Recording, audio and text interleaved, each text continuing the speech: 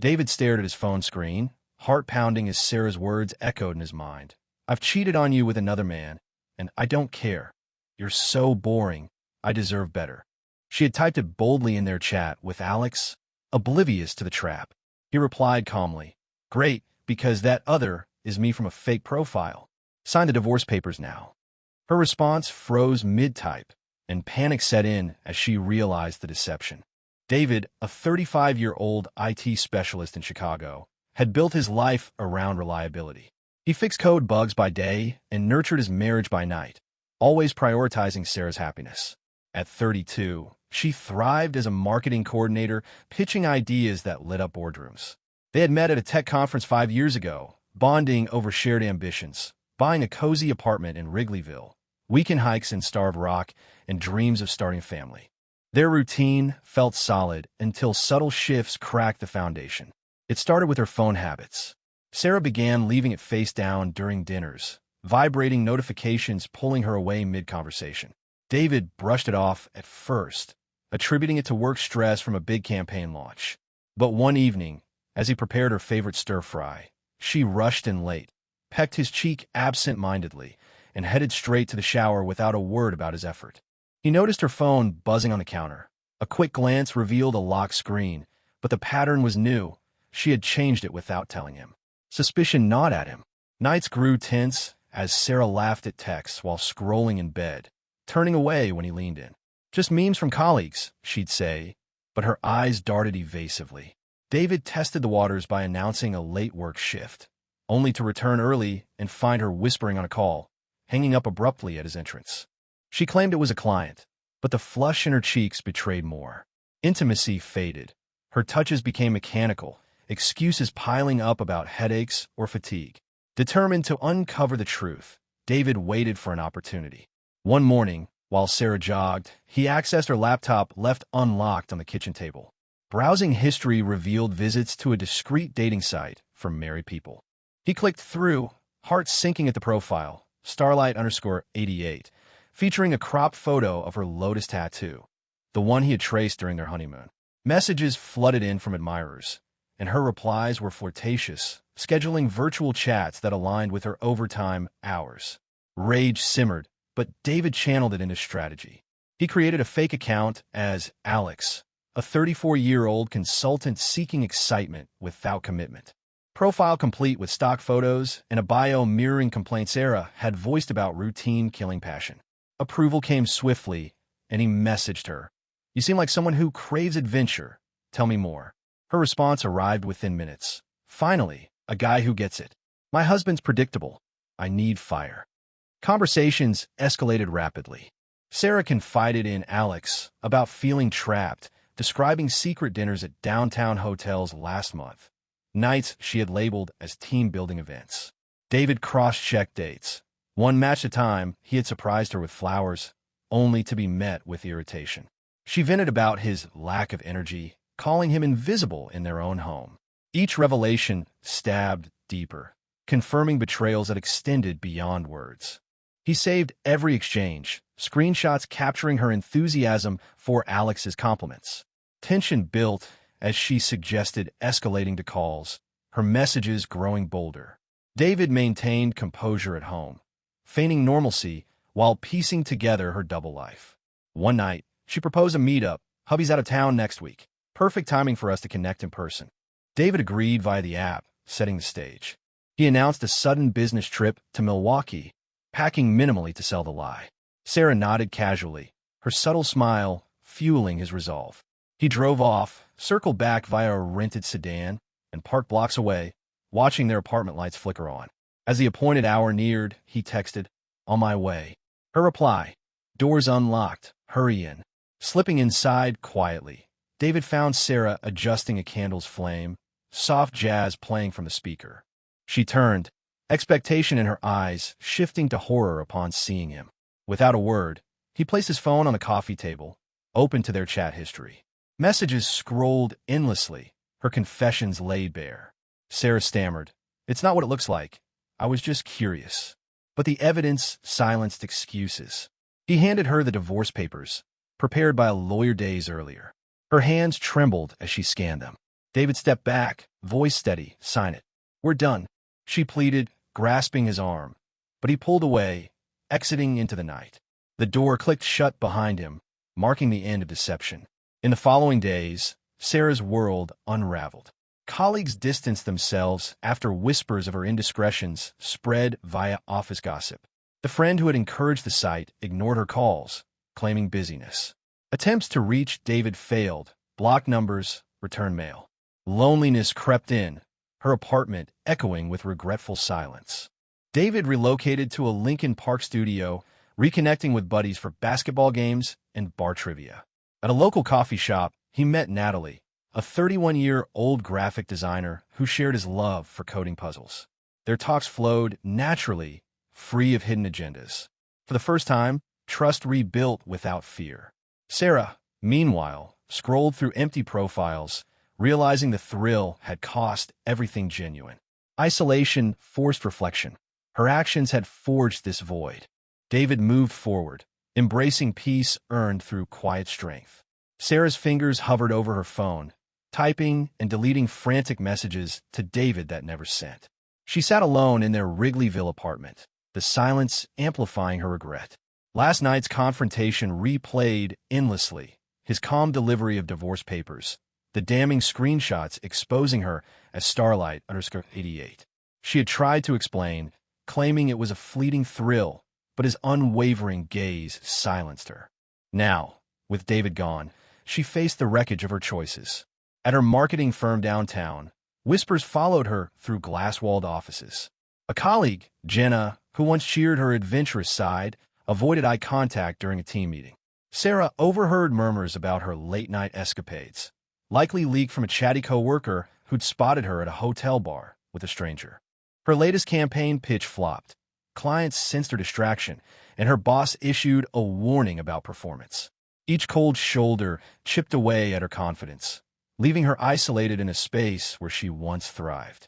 Desperate to salvage something, Sarah logged back into the dating site, hoping to reconnect with Alex for clarity. His profile was gone, deactivated without a trace. She messaged other users, but responses were curt or non-existent. Her charm as Starlight_88 had lost its spark. Realizing the futility, she deleted the account, her hands shaking as she closed the laptop. The thrill she'd chased now felt like a trap, one she'd walked into willingly. Meanwhile, David settled into his new Lincoln Park studio, a modest space with just enough room for his coding setup. He threw himself into work, debugging complex algorithms for a fintech startup, finding solace in lines of code that demanded logic over emotion. After hours, he rejoined old friends for pickup basketball at a nearby court, their banter easing the sting of betrayal. One evening, a teammate mentioned a mutual friend, Natalie, who'd recently moved back to Chicago. Curious, David agreed to meet her at a coding meetup. The meetup buzzed with tech enthusiasts swapping ideas over coffee. Natalie, a graphic designer with a knack for UI/UX, caught David's attention when she critiqued a clunky app interface with sharp insight. Their conversation flowed from design flaws to favorite sci-fi novels, her easy laugh disarming him. Unlike Sarah's guarded demeanor, Natalie's openness felt like a breath of fresh air. They exchanged numbers, planning to collaborate on a side project, but David kept his past locked away, not ready to revisit the pain. Sarah, spiraling, tried to rebuild her social circle. She invited coworkers to happy hour, but only one showed, leaving early with a flimsy excuse. Her best friend, Mia, who'd once egged on her flirtations, stopped responding to texts, citing a busy schedule. Sarah scrolled through old photos, her and David hiking, laughing at a street festival, each image a reminder of what she discarded.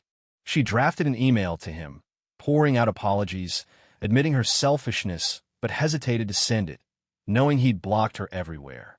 Determined to confront her mistakes, Sarah visited the hotel where she'd met a man from the site last month. The bartender recognized her, his smirk confirming she was no stranger. She asked if he'd seen the man again, hoping for closure, but he shrugged, saying, "Guys like that don't stick around." The dead end crushed her. She'd risked everything for fleeting moments with strangers who meant nothing. David, meanwhile, grew closer to Natalie. During a late-night coding session at a cafe, she noticed his quiet moments and gently asked about his move to Lincoln Park. He shared fragments, enough to hint at a painful breakup without details. She didn't pry, instead sharing her own story of leaving a toxic job, her honesty building a bridge between them. David felt a spark of trust, something he hadn't thought possible so soon. Sarah's desperation peaked when she drove to David's old office, hoping to catch him after work. His co-worker, unaware of their split, mentioned he'd switched to remote work and move neighborhoods. Defeated, she returned home, finding a neighbor's note about noise complaints from her late-night pacing. Her world shrank further, each rejection a mirror reflecting her actions. David's strategy with Alex had paid off, exposing Sarah's betrayal without confrontation. He kept the screenshots, not out of spite, but as a reminder of his worth. As he and Natalie planned a weekend hackathon, he felt a shift, hope replacing bitterness. Sarah, alone with her thoughts, faced a truth she couldn't outrun. Her pursuit of excitement had cost her the one person who truly cared. Sarah's phone sat silent, its once constant notifications replaced by an eerie stillness. She paced her Wrigleyville apartment, the divorce papers untouched on the kitchen counter, their stark text a daily reminder of her unraveling life. She had tried calling David again, leaving voicemails that went unanswered, each plea more desperate. At her marketing firm, her manager issued a final warning after a botched client presentation, her focus shattered by sleepless nights. Colleagues now openly avoided her, their hushed conversations stopping when she entered the break room. Driven by a need to reclaim control, Sarah contacted a lawyer to review the divorce terms, hoping to negotiate a way back to David. The lawyer, blunt and professional, advised her to sign, citing the damning evidence David had collected, screenshots of her chats as Starlight_88, proof of her hotel meetups. "He's got you cold," the lawyer said, urging her to accept the clean split to avoid a public court battle. Sarah balked, insisting she could fix things, but the lawyer's skeptical look mirrored her own doubts. Across town, David threw himself into a new rhythm in Lincoln Park. His fintech project gained traction, earning praise from his team for a streamlined payment algorithm. After work, he joined Natalie for a hackathon at a tech hub near Lake Michigan. They collaborated on a mobile app prototype, her design instincts complementing his coding precision. During a break, she shared a story about a failed startup she'd co-founded, laughing off the chaos with a resilience that drew him in. He opened up slightly, mentioning a tough year without specifics, and her nod showed understanding, not judgment. Sarah, desperate for answers, tracked down an old mutual friend, Ethan, at a downtown bar. She pressed him for details about David's new life, but Ethan, loyal to David, deflected, saying only that he'd moved on and seemed happier. Frustrated, Sarah pushed, asking if David was seeing someone. Ethan's vague shrug fueled her paranoia, and she left the bar humiliated, realizing even their shared circle had sided with him. Back at the hackathon, David and Natalie's app won second place, earning cheers from the crowd. They celebrated with pizza at a nearby joint, their banter light but charged with mutual respect. Natalie suggested they pitch the app to a local startup incubator, and David agreed, feeling a surge of purpose. For the first time, he saw a future untainted by Sarah's betrayal, though the scars lingered, making him cautious about trusting too quickly. Sarah's next move was reckless. She created a new dating profile, Moonlit88, hoping to lure David into another trap, suspecting he might still monitor the site. She crafted a persona mirroring his interests, coding, sci-fi, hiking, but no familiar usernames appeared. Instead, she got crude messages from strangers, each interaction a reminder of the emptiness she'd chased before. Deleting the profile, she felt the weight of her isolation, her apartment now a prison of her own making. David, meanwhile, uncovered an email from Sarah's lawyer, proposing mediation to resolve things amicably. He declined, instructing his attorney to proceed with the divorce, unwilling to reopen old wounds.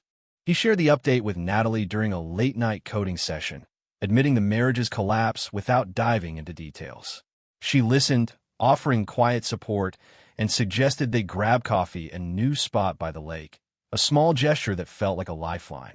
Sarah's final attempt to reach David was a handwritten letter slipped under his old office door. She poured out regrets, admitting she'd traded love for fleeting thrills, begging for a chance to talk. A co-worker, unaware of the drama, forwarded it to David, who read it once and shredded it. The words rang hollow, too late to undo the damage.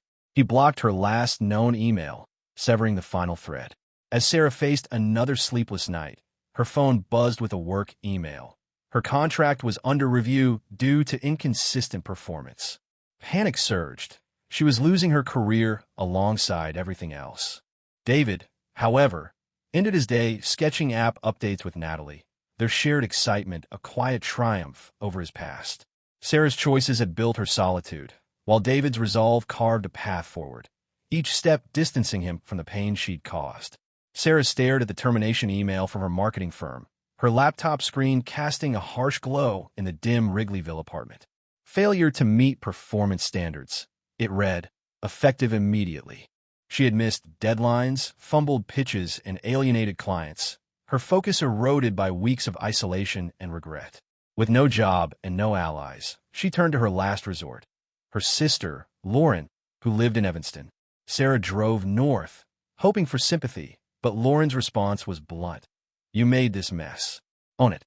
Stung, Sarah left without a plan, her car idling in a parking lot as she grappled with the void left by her choices. Back in Lincoln Park, David's life gained momentum. His fintech team landed a major client, impressed by his optimized code, earning him a promotion to lead developer. He celebrated with Natalie at a brewery near the Chicago River, their conversation shifting from work to dreams of launching a startup. Natalie sketched app interface mock-ups on a napkin, her enthusiasm infectious. David felt a flicker of attraction but held back, wary of rushing into vulnerability after Sarah's betrayal. Still, their late-night chats became a routine, each one easing his guarded heart. Sarah, desperate to reclaim some control, scoured social media for traces of David. A friend's post revealed he'd attended a tech event, tagged alongside a woman named Natalie. Jealousy surged, but Sarah had no leverage. She tried messaging mutual acquaintances, fishing for details, but responses were curt or non-existent, her reputation tarnished by whispers of her indiscretions. In a last-ditch effort, she showed up at David's old gym, hoping to catch him during his usual workout time. The receptionist informed her he'd canceled his membership months ago. Another door closed. David and Natalie pitched their app to a startup incubator, securing a small grant to develop it further. They spent weekends coding and designing at a co-working space, their synergy sharpening with each session. During a break, Natalie shared a story about overcoming a controlling ex, her candor resonating with David's unspoken wounds. He admitted he'd been through a rough divorce, keeping details sparse, and she responded with a quiet nod, offering space rather than questions. Their bond deepened, rooted in mutual respect and shared goals. Sarah's spiral tightened. She applied for new jobs but fumbled interviews, her confidence eroded by self-doubt. A landlord's notice arrived, demanding rent she couldn't cover without her income. She sold her designer bags online, the proceeds barely covering a month's expenses. In a moment of clarity, she visited a therapist, admitting her affairs and the thrill-seeking that cost her marriage. The therapist urged her to confront her impulsivity, but Sarah struggled to see a path forward, her pride clashing with the need for change. David, meanwhile, stumbled across an old email from Sarah, forwarded by a former coworker. It was a rambling apology, claiming she'd changed, but he deleted it without replying. His focus stayed on the app, now gaining traction among beta testers. Natalie suggested they present at a national tech conference, and David agreed, energized by the prospect of a fresh chapter. Their partnership felt effortless, a stark contrast to the deception he'd endured.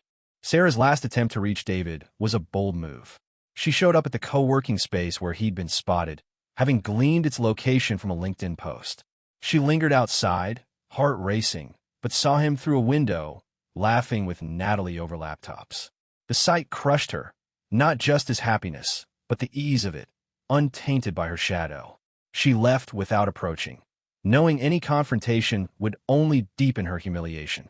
As Sarah drove back to her apartment, a speeding ticket added to her mounting debts. She pulled over, tears blurring her vision, realizing her pursuit of fleeting excitement had stripped her of stability. David, unaware of her proximity, ended his day with Natalie, finalizing their conference pitch. He felt a quiet strength, his life rebuilt on his terms, while Sarah faced the consequences of a path she'd chosen alone.